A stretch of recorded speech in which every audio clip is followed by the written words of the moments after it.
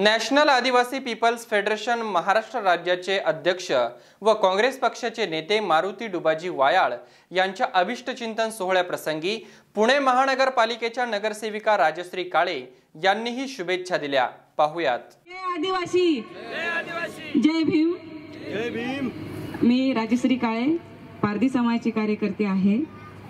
जरी आता नगरसेविका झाले असेल तर आम्ही तळागाळात काम करणारे आहोत। वायाळ सर आणि आम्ही मित्र साहेबांना माहितीच आहे, पारधी समाजाचा जो रस्त्यावर राहणारा जो समाज आहे त्या लोकांसाठी आम्ही काम अहोरात्र करत आहोत, आजही करत आहोत।